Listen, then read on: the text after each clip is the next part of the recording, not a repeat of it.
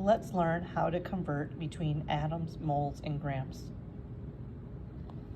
The periodic table is based on 1 mole of every element. So when I look at magnesium, I'm looking at 1 mole of magnesium. When I'm looking at sulfur, I'm looking at 1 mole of sulfur.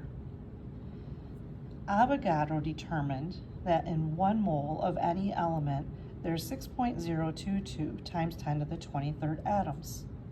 So when I look at magnesium, I say I have 1 mole of it. That means I have 6.022 times 10 to the 23rd atoms of magnesium. And when I look at 1 mole of sulfur, I have 6.022 times 10 to the 23rd atoms of sulfur. But we will notice that both magnesium and sulfur have different masses. Magnesium has a mass of 24.31, and sulfur has a mass of 32.06. And that's different because they have different numbers of protons, neutrons, and electrons. Let's look at a practice problem using this information. How many grams of copper 2 sulfate are there in 2.50 moles? When I'm solving a problem, I'm going to be looking for the key words. I see grams, and I see that I have 2.50 moles. This is what I'm starting with, and this is what I'm trying to find. So I ask myself, can I go from moles to grams? So yes, I can. If I'm starting in moles, I can go to grams, and it's only going to take me 1 step to do this. So I bring down the 2.50 moles. I have 1 step, so I do times 1 proportion. Now, since I have mole in the numerator, that means I have to put mole in the denominator so the moles can cancel out. And since I'm trying to find the grams, grams has to go on top. That way, when I do my math, my answer is in grams. Now, the big question is it important for me to know what the formula for copper 2 sulfate is? And the answer to that is going to be yes. Because when I go from moles to grams, I know that the mole is going to be set equal to 1. I'll be able to put a 1 here in the denominator. But when I'm looking for the mass, I have to use the periodic table. And so I will have to figure out what the charges are for copper 2 sulfate. So I can see that copper, Roman numeral 2, is a 2 positive, sulfate's a polyatomic ion with a 2 negative. My charges are going to cancel, so my formula is CuSO4. I'm going to have to figure out what the molar mass is, because I need to put the molar mass here in the numerator. So looking at CuSO4, I realize that I have 1 copper, 1 sulfur, and 4 oxygens, so I make my list. I look up copper on the periodic table, 63.55.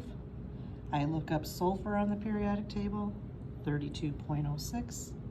And I look up oxygen, and oxygen is 16.00.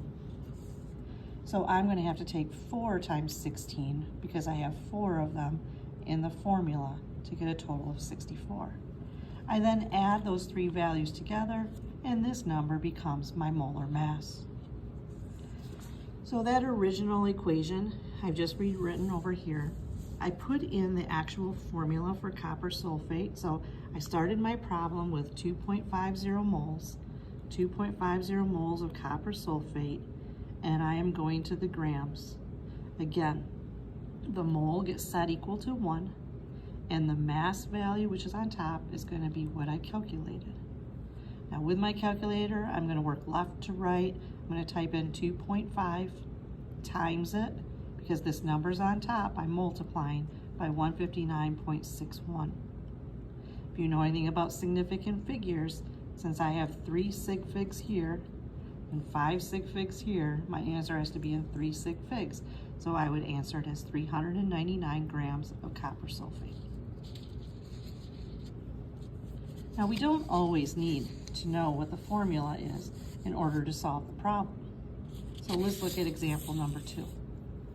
It says, how many moles of silver acetate are there in 4.9 times 10 to the 22nd atoms? So again, I'm circling moles and I'm circling my number with atoms. This is where I'm starting. So I'm going to bring down my 4.90 times 10 to the 22nd atoms. And I'm going to ask myself, can I go directly from atoms to moles?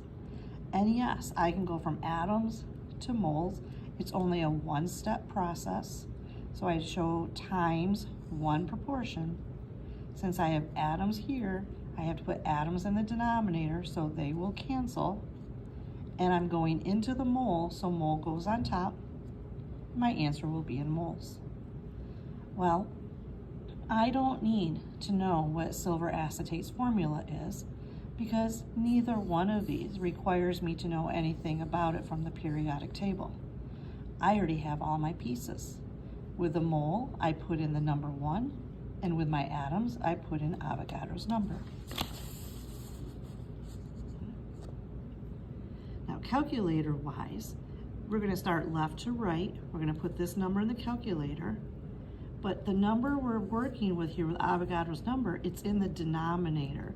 So we are going to take this number and divide it by 6.022 times 10 to the 23rd. How I do it, I have my kids use their calculators. There's an EXP button. Generally, it's down by the equal sign on the calculator. The EXP button takes care of the times 10 to the exponent, so you don't have to worry about parentheses.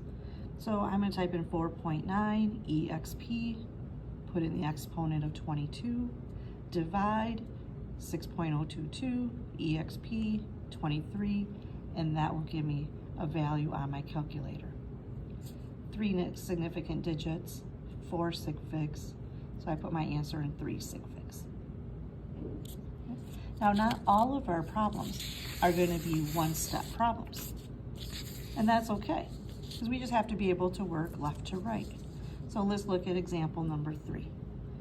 I'm circling my keywords as I read. How many grams of lithium oxide are in 7.40 times 10 to the 24th atoms? This is my numerical value. So I'm going to be starting in atoms, and I'm asking you to go to grams. So if I look at my little lineup here, I'm going to start in atoms. My atoms have to go to moles, and then my moles can go into grams. So I have 2 proportions that I have to set up here. I'm going to take what I'm given. I have my atoms.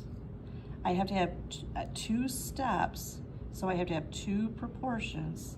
Since I'm starting with atoms, atoms have to go in the denominator to cancel. My atoms are going to go into moles, so my mole is going to go on top. Now I have mole on top, so that means I have to put mole on the bottom so the moles can cancel. And now my moles can go to grams, and I put my grams on top. Everything will cancel out to give me the grams.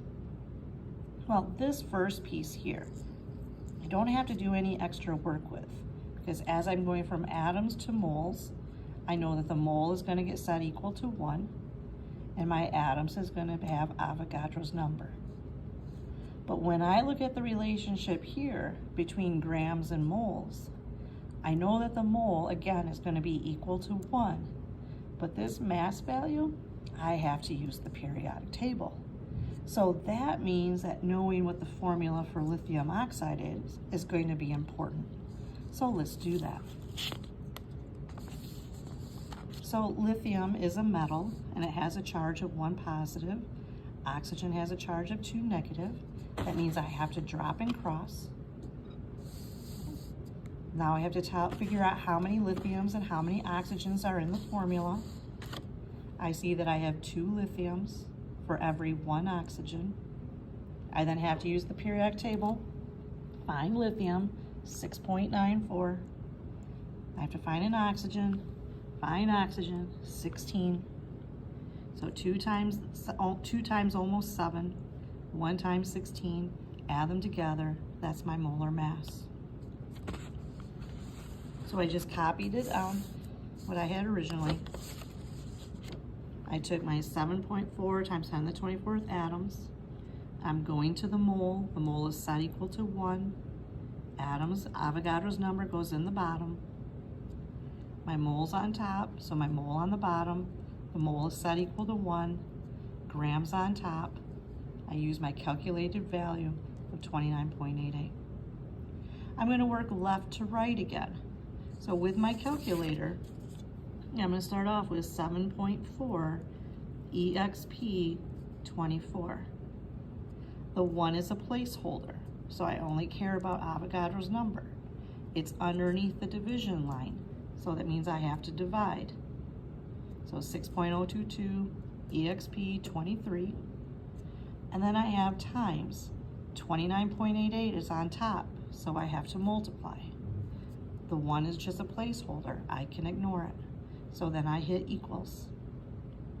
3 sig figs, 4 sig figs, 4 sig figs, 3 sig figs. So my answer will be 367 grams. So here's one for you to try. Give it a whirl. How many atoms are present, How many atoms are present in 223 grams of iron 3 oxide? Pause it for a moment and see if you can get it set up.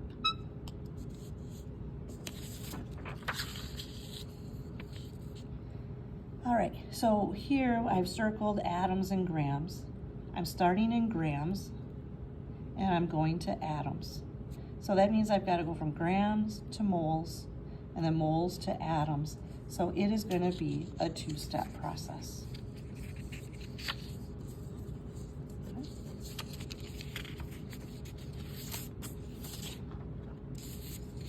So I have my 223 grams, what I'm starting with.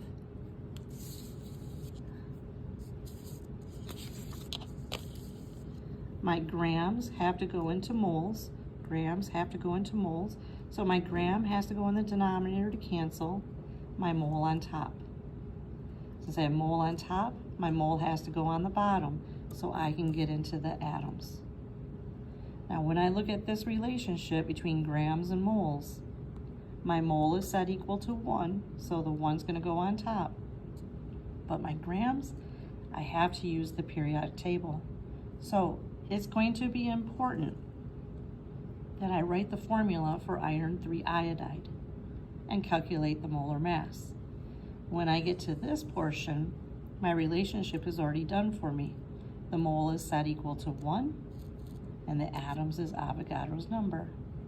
The grams cancel, the moles cancel, that leaves me with atoms, which gives me an answer in atoms.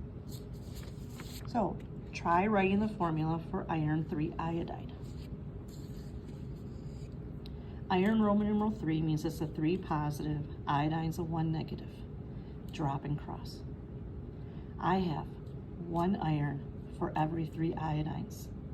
I look up the masses on the periodic table and I add them together. I take the 223 grams of iron iodine that I was given. I have moles to grams. I set the mole equal to 1. I put the 436.55 that I calculated here in the denominator. I'm looking at the ratio between atoms and moles. The mole is set equal to 1. Atoms is Avogadro.